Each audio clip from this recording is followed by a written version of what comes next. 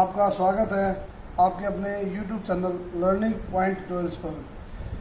आज हम क्लास 10 में जो चैप्टर है लाइफ प्रोसेसेस, उसके अंदर हम डिस्कस करेंगे न्यूट्रिशन। और टॉपिक हमारा न्यूट्रिशन है, जिसके अंदर हम डिस्कस करेंगे न्यूट्रिशन इन प्लांट्स। हमने पहले न्यूट्रिशन के बारे में काफ़ी बेसिक्स को देखा था, कुछ पॉइंट्स देखे थे। आज हम प्लांट्स के ऊपर डिस्कस करेंगे। तो जैसा कि आपको पता है, हमने पहली दोनों वीडियो में डिस्कस हम कर चुके हैं कि एनर्जी तो हर लिविंग बीइंग को चाहिए अपने फंक्शंस करने के लिए, और अपनी बॉडी में और उनकी बॉडी में वेरियस सेल्स फॉर्मेशन में, उनको रिपेयर करने में, जो डैमेज है उनको रिकवर करने में, रिपेयर, तो उनमें भी और वेरियस मेटाबॉलिक एक्टिविटीज़ के लिए भी न्यूट्रिएंट्स चाहिए। तो आज हम बात करेंगे प्लांट्स में, न्यूट्रिशन इन प्लांट्स। हम देखते हैं कि जो प्लांट्स के अंदर जो फूड फॉर्मेशन होती है, जो फॉर्मेशन होता है, वो हमारा सनलाइट पे बेस्ड होता है। वो सनलाइट के कारण, सबको पता है कि ये सनलाइट की प्रेजेंस में ये होता है। और जैसा कि हमें पता है कि जो प्लांट्स होते हैं वो ऑटोट्रॉप्स होते हैं। ऑटोट्रॉप्स का हमने देखा था कि जो सेल्फ प्रिपेयर करते हैं अपना भोजन, जो अपना फूड प्रिपरेशन सेल्फ करते हैं। ये ऑटोट्रॉप्स अब सेल्फ कैसे प्रिपेयर करते हैं? सेल्फ से क्या मतलब था? हमने देखा था पिछली वीडियो में कि जो रॉ मटेरियल से अपना ग्लूकोज फॉर्मेशन करे, वो कहलाते हैं हमारे ऑटोट्रॉप्स। और तो हम कह सकते हैं कि जो प्लांट्स हैं वो ऑटोट्रॉप हैं, सेल्फ प्रिपेयर करते हैं और रॉ मटेरियल से ग्लूकोज फॉर्मेशन करते हैं। तो अब इनके जो प्लांट्स का जो प्रोसेस है, उसे हम कहते हैं फोटोसिंथेसिस। जो इनका फूड फॉर्मेशन का जो प्रोसेस है प्लांट्स का, उसे हम कहते हैं फोटोसिंथेसिस। ये फोटोसिंथेसिस को जब हम इन वर्ड्स को देखते हैं तो फोटो मीन्स होता है लाइट, और सिंथेसिस मीन्स होता है टू प्रिपेयर या टू सिंथेसाइज। ये होता है हमारा फोटोसिंथेसिस। तो हम कह सकते हैं यहाँ पर कि फूड जो प्रिपेयर किया जाएगा वो लाइट की प्रेजेंस में किया जाएगा, वो कहलाता है फोटोसिंथेसिस या food preparation in presence of light. Food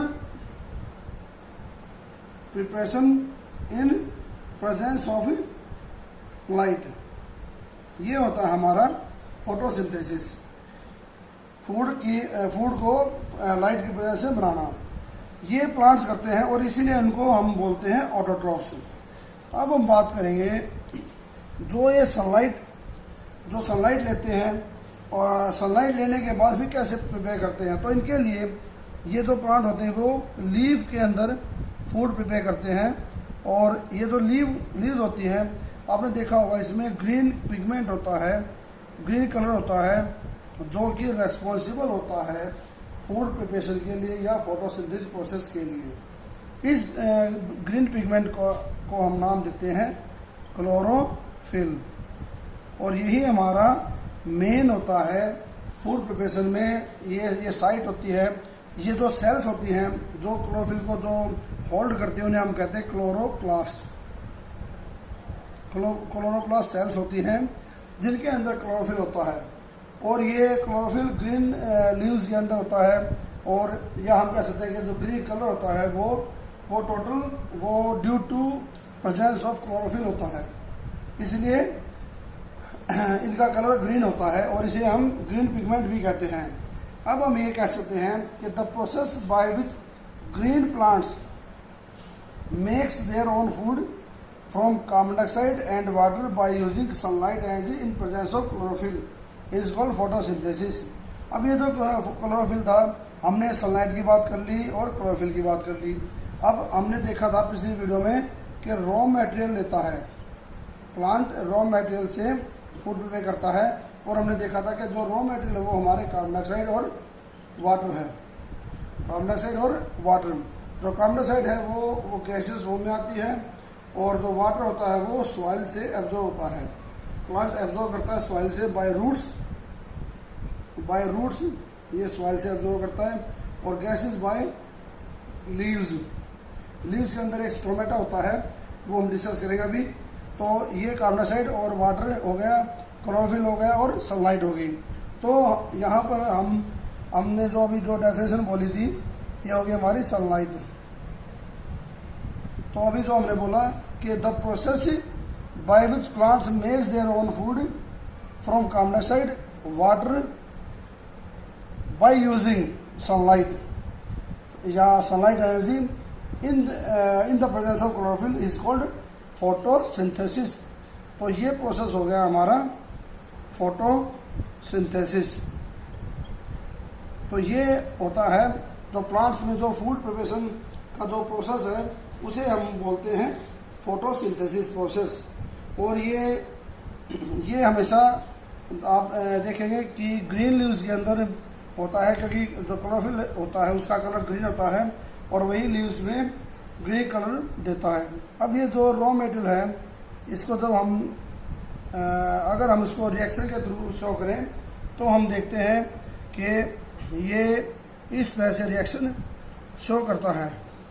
इसमें क्या होता है, carbon dioxide water in presence of ये सनलाइट होगी, एच न्यू सिंबल सनलाइट के लिए है, एच न्यू यहाँ पर।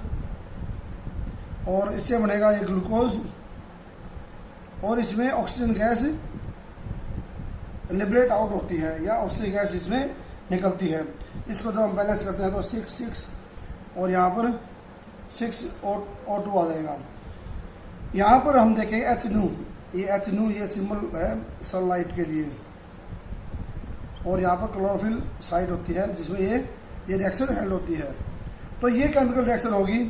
तो इसे हम ये भी कह सकते हैं कि जो फोटोसिंथेसिस प्रोसेस है वो एक बायोकेमिकल प्रोसेस है, क्योंकि इसमें बायोलॉजिकल पार्ट्स यूज हो रहे हैं, बायोलॉजिकल प्रोसेस यूज हो रहा है और वो केमिकल रिएक्शन के थ्रू अपना फूड प्रिपेयर कर रहा है। तो ये बायोकेमिकल रिएक्शन हो गया। अब अगर हम इसको डायग्राम के थ्रू शो करते हैं तो हम देखते हैं, सपोज ये स्टेम है, ये यहाँ पर रूट्स हो गई और ये लीव्स सपोज। तो यहाँ से आता है वाटर जो कि सभी पार्ट्स में इक्वलाइज होता है जाता है। और यहाँ से ये गैस से CO2 आती है, ये सनलाइट होगी, सनलाइट। और ये जो साइट है ये क्लोरोफिल पिगमेंट्स हैं जो क्लोरोप्लास्ट सेल्स में है। और यहाँ पर ये ग्लूकोज फॉर्मेशन, ये जो फॉर्मेशन करेंगे वो ग्लूकोज फॉर्मेशन करेंगे जो कि केमिकल एनर्जी की फॉर्म है, या ये कह सकते हैं कि ये कार्बोहाइड्रेट की एक फॉर्म है। और जो एक्स्ट्रा ग्लूकोज होता है, ये पॉइंट ध्यान रखना, जो एक्स्ट्रा ग्लूकोज जो बचता है after using in their processes, तो जो एक्स्ट्रा ग्लूकोज जो बचता है इसमें वो स्टोर होता है एज ए स्टार्च के रूप में, वो प्लांट्स के अंदर स्टोर होता है। तो अब ग्लूकोज और स्टार्च ये दो फॉर्म्स हो गई कार्बोहाइड्रेट की। और कार्बोहाइड्रेट क्या देता है, हमें एनर्जी प्रोवाइड करता है। तो कार्बोहाइड्रेट हमें एनर्जी प्रोवाइड करता है। और ये इसका डायग्रामेटिक व्यू हो गया। जो लीव्स पे जो हेल्ड होता है या जो प्रोसेस यहाँ पे कैरी आउट किया जाता है, ये उसका प्रोसेस है। ये उसमें केमिकल रिएक्शन होगी, इसमें CO2 6 वाटर मॉलिक्यूल्स और सनलाइट की प्रेजेंस में क्लोरोफिल साइट पर ग्लूकोज फॉर्मेशन करते हैं और इसमें ऑक्सीजन गैस रिलीज होती है। और ये बायोकेमिकल प्रोसेस है। और जो एक्स्ट्रा जो ग्लूकोज बचता है वो स्टार्च के रूप में स्टोर कर लिया जाता है। और ग्लूकोज और स्टार्च क्या होती है, कार्बोहाइड्रेट की फॉर्म है, या हम कह सकते हैं कि केमिकल एनर्जी है जो जिसे कोई प्लांट बॉडी जिसको यूज करती है या एनर्जी को स्टोर करती है स्टार्च के रूप में। अब हम बात करेंगे, यहाँ पर हमने देखा कि जो ग्रीन प्लांट होते हैं वो कन्वर्ट करते हैं सनलाइट एनर्जी को केमिकल एनर्जी के अंतर्गत बाय मेकिंग कार्बोहाइड्रेट्स, जिसमें हमने देखा ग्लूकोज है और स्टार्च है। अब ये जो फोटोसिंथेसिस प्रोसेस होता है, अगर हम इसको सिंपल लैंग्वेज में डिफाइन करें तो ये 3 स्टेप प्रोसेस है। ये फोटोसिंथेसिस प्रोसेस है वो 3 स्टेप प्रोसेस है, जिसमें हम देखते हैं कि इसमें एब्जॉर्प्शन ऑफ सनलाइट होता है, एब्जॉर्प्शन ऑफ सनलाइट। एक तो इसमें वो सनलाइट एब्जॉर्ब की जाती है और इसमें फिर वो सनलाइट एब्जॉर्ब करके और उस वो लाइट एनर्जी का यूज़ किया जाता है केमिकल एनर्जी में। और इसमें ये जो सनलाइट हमने जो प्लांट ने एब्जॉर्ब की उसका यूज़ किया जाता है केमिकल एनर्जी के अंदर, केमिकल एनर्जी प्रोसेस के अंदर यूज़ होता है। और इसमें इस केमिकल एनर्जी प्रोसेस में स्प्लिटिंग ऑफ वाटर होता है, स्प्लिटिंग जो वाटर मॉलिक्यूल है वो टूटता है, splitting of H2O into ions H+ ion and O2, और ये O2 आउट हो जाती है, जो कि हम कह सकते हैं रिलीज होती है, जो कि इस प्रोसेस में रिलीज होती है। और जो तीसरा जो प्रोसेस होता है उसमें होता है रिडक्शन ऑफ CO2। इसमें CO2 का रिडक्शन होता है और ये रिडक्शन होने के बाद ये प्रोसेस के थ्रू ग्लूकोज फॉर्मेशन होती है, या हम कह सकते हैं कि फूड फॉर्मेशन होती है यहाँ पर। तो ये 3 प्रोसेस हो गए। ये तीनों प्रोसेस साइमल्टेनियसली चलते रहते हैं, ये एक के बाद एक तुरंत नहीं होता और इसमें टाइम भी लगता है। जैसे अगर हम मोटे तौर पे बात करें तो ये जो 3 स्टेप प्रोसेस है ये 2 फेज में होता है। एक होता है लाइट फेज, लाइट रिएक्शन, और एक होता है dark reaction, light reaction process, और एक होता है डार्क रिएक्शन प्रोसेस। ये हमारे सिलेबस से आउट है, ये आप पढ़ेंगे 11th या 12th में पढ़ेंगे। तो ये प्रोसेस जो 3 स्टेप प्रोसेस है फोटोसिंथेसिस का वो लाइट रिएक्शन में और डार्क रिएक्शन में होता है। जो लाइट रिएक्शन जैसे नाम से पता चल रहा है कि इसमें एब्जॉर्प्शन ऑफ सनलाइट होता है और स्प्लिटिंग ऑफ H2O होता है, और जो डार्क रिएक्शन होता है उसमें रिडक्शन ऑफ CO2 होता है और ग्लूकोज फॉर्मेशन होती है। तो ये 3 स्टेप प्रोसेस 2 स्टेप में हम इसको रिएक्शन को डिफाइन कर सकते हैं, या इसमें हम इसको सॉल्व कर सकते हैं, इसको एक्सप्लेन कर सकते हैं। अब हम बात करेंगे इसमें कि जो फोटोसिंथेसिस प्रोसेस जो कैरी आउट हो रहा है उसके लिए नेसेसरी कंडीशन क्या है। ये हुआ नेसेसरी कंडीशन फॉर फोटोसिंथेसिस।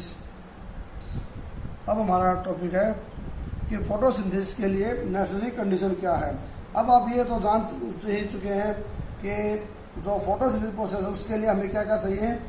हमें सनलाइट जाती है, carbon dioxide gas, water molecules और क्लोरोफिल की प्रेजेंस, क्योंकि अगर क्लोरोफिल नहीं होगा तो फूड फॉर्मेशन नहीं कर पाएगी ग्रीन लीव्स। तो ये नेसेसरी कंडीशंस होगी हमारी फोटोसिंथेसिस के लिए।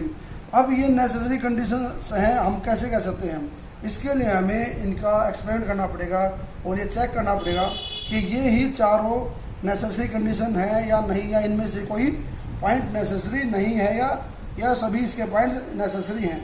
तो आइए अब हम एक एक इनको चेक करते हैं बाय थ्रू एक्सपेरिमेंट्स। हम देखते हैं कि कैसे हम इनको प्रूव करें कि ये नेसेसरी है। तो सबसे पहले हम देखते हैं कि सनलाइट फोटोसिंथेसिस के लिए नेसेसरी है या नहीं है। Experiment to show that sunlight is necessary. Sunlight की नेसेसिटी को चेक करने के लिए एक्सपेरिमेंट करेंगे। इसके लिए हमें कुछ पॉइंट्स का इसमें हमें जो हम एक्सपेरिमेंट करेंगे उसमें हमें कुछ पॉइंट ध्यान रखने होंगे।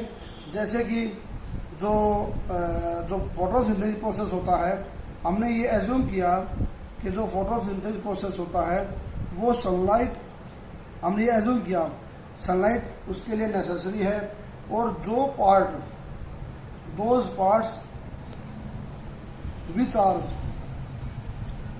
are away from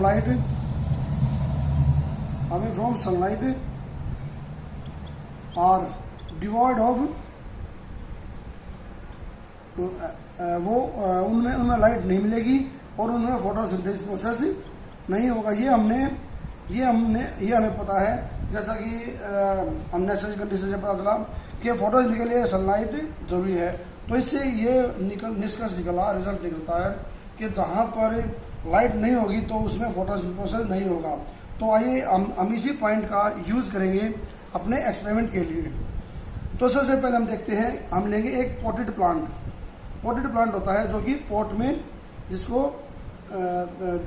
उगाया जाता है या प्लांटेड किया जाता है। सपोज ये हमने प्लांट लिया। अब ये जो लीव हमने ली, इसमें कुछ और पॉइंट्स ऐसे हैं कि हम देखेंगे कि कोई भी प्लांट है वो फोटोसिंथेसिस प्रोसेस करेगा, और जब हम अगर उस प्लांट को, सपोज इस प्लांट को हम 3 दिन के लिए अगर डार्क रूम 3 से 4 दिन के लिए रखते हैं तो जो इसमें जो स्टोर्ड स्टार्च होगा वो सारा कंज्यूम हो जाएगा, और न्यू स्टार्च फॉर्मेशन या न्यू ग्लूकोज फॉर्मेशन के लिए इनको दोबारा सनलाइट में रखना पड़ेगा। तो यहाँ पर हम देखेंगे कि हम इस लीव्स को मिडल में से कवर कर देते हैं। यहाँ पर हम इसको बोथ साइड से कवर कर देते हैं। ये हमने ले ली एल्यूमिनियम फॉइल। एल्यूमिनियम फॉइल से हम इसको कवर कर देते हैं दोनों तरफ से, और यहाँ पर इस जगह पर सनलाइट आ रही है, इस पॉइंट पर भी सनलाइट आ रही है, लेकिन इस पॉइंट पर सनलाइट नहीं आएगी। यहाँ पर है, यहाँ पर है। तो ये जो कवर्ड फेस है, कवर्ड फेस पे सनलाइट नहीं आएगी। तो हम इसको 3-4 दिन के लिए सनलाइट में रखते हैं। इस प्लांट को रखा हमने, और फिर इस लीव को हमने डिटैच कर दिया, इसको हमने रिमूव कर दिया, और इसको बॉयल वाटर में हम इसको पहले इस लीव को बॉयल वाटर में इसको बॉयल करेंगे, ताकि इसकी जो सेल मेम्ब्रेन्स है, वो जो कॉम्प्लेक्स टिश्यूज है वो ब्रेक डाउन हो जाए उनका, और जो हमारा जो मेन जो केमिकल लेंगे जिसका नाम है आयोडीन सॉल्यूशन, जो कि आयोडीन हम सॉल्यूशन लेंगे। तो ये आयोडीन सॉल्यूशन उसके अंदर लीव्स के अंदर तक जा सके। और इसको हम क्यों लेते हैं, क्योंकि ये हमें पता है कि स्टार्च के साथ जब हम आयोडीन सॉल्यूशन मिलाते हैं तो हमारा जो कलर आता है वो ब्लू ब्लैक कलर आता है, और वही शो करता है कि इसमें ये starch photosynthesis process carry out हुआ है या नहीं हुआ।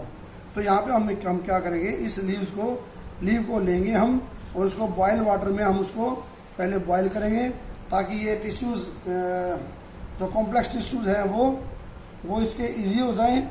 और यहाँ पे हमने इसको बॉयल किया, और अब इसको हम, ये जो लीव है, अब हम इसको दोबारा से बॉयल करते हैं।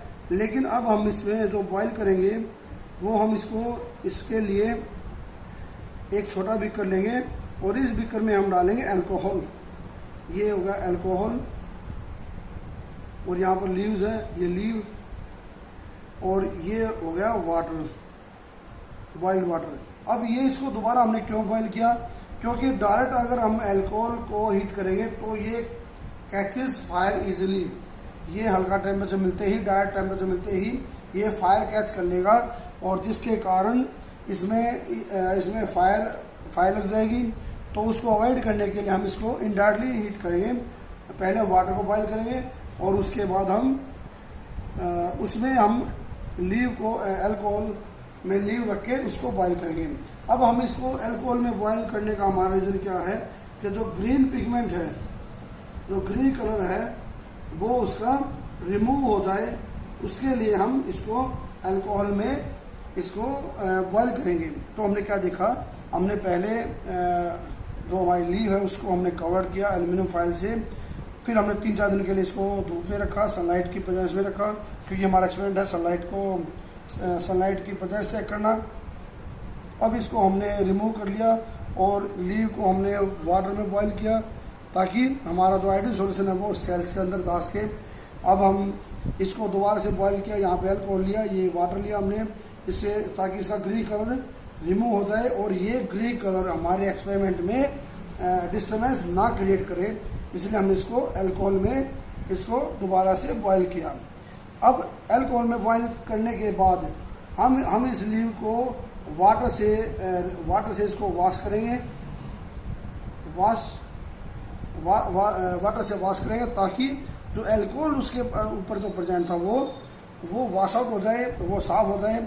अब ये जो लीव बची हमारी, ये प्योर लीव बची, और इसके ऊपर जब हम ये आयोडीन सॉल्यूशन डालते हैं, ये सपोज ये लीव हमारी, जब हमने इसके ऊपर आयोडीन सॉल्यूशन डाला तो हमने देखा कि यहाँ पर इस पार्ट में और इस पार्ट में यहाँ पर ब्लू ब्लैक कलर आ गया, ब्लू ब्लैक कलर अपीयर्स, और इस हिस्से में नो कलर,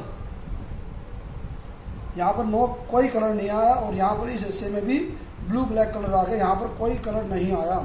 तो ये एक्सपेरिमेंट शो करता है कि जो आयोडीन सॉल्यूशन जब हमने स्टार्च में डाला, अब चूंकि ये हिस्सा कवर था एल्यूमिनियम फॉइल से और यहाँ पर कोई सनलाइट नहीं मिली, तो यहाँ पर इस एरिया में फोटोसिंथेसिस प्रोसेस नहीं हो पाया, और यहाँ पर चूंकि लाइट आई तो यहाँ पर photosynthesis process easily carry out हुआ, और यहाँ पर कैरी आउट होने के कारण ही ये जब हमने यहाँ पे आयोडीन सॉल्यूशन डाला तो ये कलर अपीयरेंस आई, और यहाँ पर कोई कलर नहीं आया।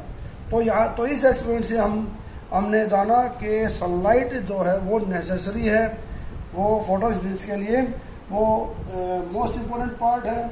और इसके अलावा अगर ये सनलाइट नहीं मिलती तो वहाँ पर ग्लूकोज फॉर्मेशन नहीं होगी, और ग्लूकोज फॉर्मेशन नहीं होगी तो एक्स्ट्रा ग्लूकोज स्टार्च के रूप में ऐड नहीं हो पाएगा। अब हम देखते हैं हमारा अगला एक्सपेरिमेंट, जिसमें हम शो करेंगे कि क्लोरोफिल नेसेसरी है या नहीं। क्लोरोफिल नेसेसरी के लिए एक इजी वे है, हम एक लीव होती है, कुछ प्लांट्स होते हैं ऐसे, ये कि लीव्स होती हैं जो कि अंदर से तो ग्रीन होती हैं और यहाँ से वाइट होती हैं, वाइट कलर एट बाउंड्रीज, और बीच में होता है ग्रीन कलर। ये लीव्स होती हैं, ये लीव्स जैसे हमारे प्लांट्स है क्रोटोन और कोलियस, जैसे क्रोटोन होता है एक प्लांट और कोलियस,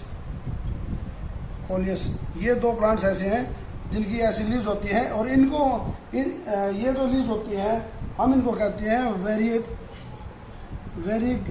वेरीगेटेड, हम इनको बोलते हैं वेरीगेटेड लीव्स। ये वेरीगेटेड लीव्स होती है। इसमें क्या ध्यान रखा हमने, इसमें क्या खास बात है कि यहाँ पर वाइट कलर होता है आउटर में, क्योंकि यहाँ पर एब्सेंस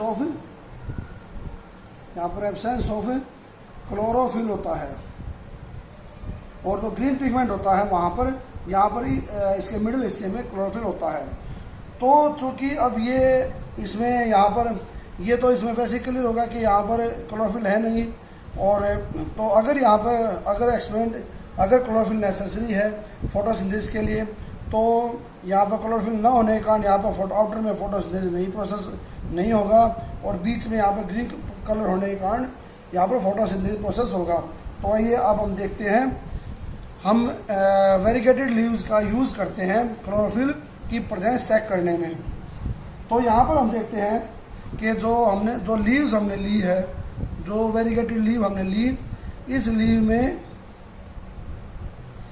ये इसका मिडल पार्ट हो गया जो कि जिसमें क्लोरोफिल प्रेजेंट है, और ये हो गया इसमें नो क्लोरोफिल, इसके आउटर में कोई क्लोरोफिल नहीं है। हम इस प्लांट को 3-4 दिन के लिए धूप में रखेंगे, और 3-4 दिन में ये फोटोसिंथेसिस प्रोसेस कैरी आउट करेगा, और फिर इस लीव को हम रिमूव कर लेंगे, और सेम वैसे ही जैसा हमने अल्कोहल में बॉयल किया था, और पहले हमने वाटर में बॉयल किया ताकि इसके टिश्यूज इजी हो जाए, इससे जो मेम्ब्रेन्स है वो कॉम्प्लेक्स ना रह के उनका ब्रेकडाउन हो जाए।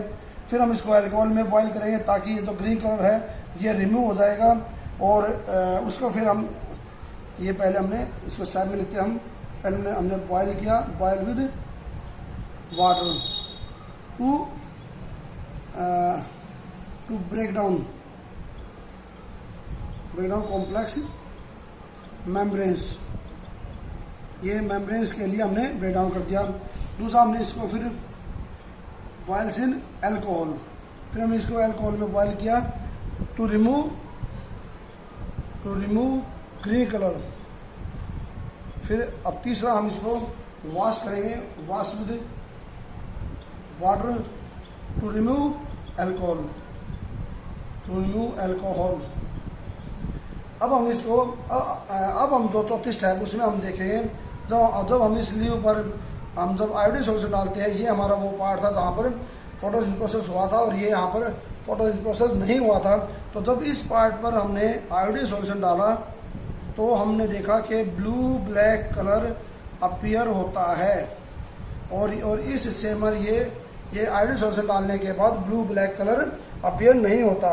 जो आउटर पार्ट है वहाँ पर ब्लू ब्लैक कलर नहीं हुआ और मिडल पार्ट में ब्लू ब्लैक कलर अपीयर हुआ। तो इससे हमारा एक्सपेरिमेंट शो करता है कि जो जहाँ पर ग्रीन पार्ट था या क्लोरोफिल प्रेजेंट था वहाँ पर स्टार फॉर्मेशन हुई है, और इसके अलावा जहाँ पर ग्रीन पिगमेंट या क्लोरोफिल नहीं होगा वहाँ पर कोई फोटोसिंथेसिस प्रोसेस नहीं होगा। तो ये भी हमने देखा कि जो क्लोरोफिल वो भी नेसेसरी है हमारे फोटोसिंथेसिस प्रोसेस के लिए। अब हम जैसा कि हमने रॉ मटेरियल्स में बात की थी कि जो हमने बात की थी नेसेसरी कंडीशंस में, तो हमने उसमें सनलाइट की बात की थी और क्लोरोफिल की बात की थी। अब हम तीसरा पॉइंट लेते हैं कार्बन डाइऑक्साइड का। कार्बन डाइऑक्साइड हमारी ये इम्पोर्टेंट है या नहीं, ये नेसेसरी है या नहीं। तो हम इसके लिए क्या करेंगे, हम एक लीव लेंगे, ये लीव हम इसको इस तरह से हम इसको एक जार में इसके अगले पार्ट को हम जार में फिक्स कर देंगे कि जिससे इसको ये एयर के टच में ना आए, CO2 इसको ना मिल सके, और इसमें एक सॉल्यूशन बनेगा जो कि पोटेशियम हाइड्रोक्साइड होगा। ये पोटेशियम हाइड्रोक्साइड क्या करता है, ये एब्जॉर्ब करता है CO2 को। ये जो इसमें पोटेशियम हाइड्रोक्साइड सॉल्यूशन है इसका काम होता है टू एब्जॉर्ब CO2। और यहाँ पर ये प्लांट है, ये प्लांट से अटैच होगी, ये पोटेड प्लांट लिया हमने, ये लीव है, ये इसमें इतने हिस्से में CO2 नहीं मिल रही। तो वही हम स्टेप्स फॉलो करेंगे और हम देखेंगे कि जब हमने इस लीव को अलग किया 3-4 दिन हमने इसको धूप में रखा, इसको पहले CO2 दी, इस पार्ट में यहाँ पर CO2 मिली इसको, और इस पार्ट में इसको कोई CO2 नहीं मिल रही। जो अंदर वाला पार्ट है उसमें यहाँ पर कोई CO2 नहीं मिल रही इसको।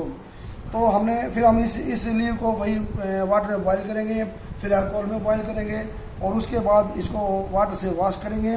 और जब ये क्लोरोफिल रिमूव हो जाएगा, जब इस लीव से जो क्लोरोफिल है वो रिमूव हो जाएगा, तो उसके बाद हम इसमें आयोडीन सॉल्यूशन डालेंगे, I2 सॉल्यूशन, आयोडीन सॉल्यूशन डालेंगे। और हम देखते हैं कि जिस हिस्से में CO2 नहीं मिली थी और जिस हिस्से में CO2 थी, तो यहाँ पर ब्लू ब्लैक कलर आता है, यहाँ पर ब्लू ब्लैक कलर अपीयर होता है, और यहाँ पर ब्लू ब्लैक कलर यहाँ पर नहीं आता, क्योंकि यहाँ पर CO2 नहीं मिली, और CO2 ना मिलने के कारण यहाँ पर फोटोसिंथेसिस प्रोसेस नहीं हो पाया, या हम कह सकते हैं जो डार्क रिएक्शन हमने देखी थी वो डार्क रिएक्शन इसमें कन्वर्ट नहीं हो पाई, और यहाँ पर CO2 से ग्लूकोज फॉर्मेशन नहीं हो पाई, क्योंकि यहाँ पे CO2 तो नहीं मिली। और तो हम कह सकते हैं कि CO2 भी एक नेसेसरी कंपोनेंट है, जो कि फोटोसिंथेसिस में के लिए रेस्पॉन्सिबल है। और यहाँ जिस पार्ट में जिस पार्ट में CO2 मिल रही थी वहाँ पर स्टार्च फॉर्मेशन हुई है या ग्लूकोज फॉर्मेशन हुई है, और उसने आयोडीन के साथ अपना पर्टिकुलर कलर उसने शो किया है। तो यहाँ इस एक्सपेरिमेंट से हमें पता चला कि CO2 भी नेसेसरी है हमारे फोटोसिंथेसिस प्रोसेस के लिए। तो ये हमने देखा कि जो एक्सपेरिमेंट्स हैं उनसे ये प्रूव हो चुका है कि क्लोरोफिल, सनलाइट और CO2 ये तीनों इम्पोर्टेंट हैं फोटोसिंथेसिस के लिए और रेस्पॉन्सिबल भी हैं। अब हम बात करेंगे इसमें रॉ मटेरियल्स फॉर फोटोसिंथेसिस। ये हम प्लांट्स का डिस्कस कर रहे हैं, रॉ मटेरियल्स फॉर फोटोसिंथेसिस। तो ये हमने पूरा देख भी लिया, हमने एक्सपेरिमेंट शो कर लिए। तो इसमें आ गया हमारा CO2 और H2O, ये हमारा कार्बन डाइऑक्साइड और वाटर इसमें रॉ मटेरियल है। यहाँ तक हमने देखा, हमने फोटोसिंथेसिस के बारे में, फोटोसिंथेसिस प्रोसेस के बारे में डिस्कस किया। हम इनको डिटेल में अगली वीडियो में डिस्कस करेंगे। इनमें इनका कैसे एब्जॉर्प्शन होता है, कैसे इनको प्लांट एब्जॉर्ब करता है और कैसे इनको कन्वर्ट करता है ग्लूकोज फॉर्मेशन में, और कैसे फोटोसिंथेसिस प्रोसेस कैरी आउट होता है। आज हमने कुछ एक्सपेरिमेंट वगैरह देखे। तो मैं उम्मीद करता हूँ कि आपको टॉपिक अच्छी तरह समझ में आया होगा और आपको वीडियो अच्छी लगेगी। तो प्लीज़ इसको, चैनल को सब्सक्राइब करें और वीडियो को लाइक करें और कमेंट करें। थैंक्स।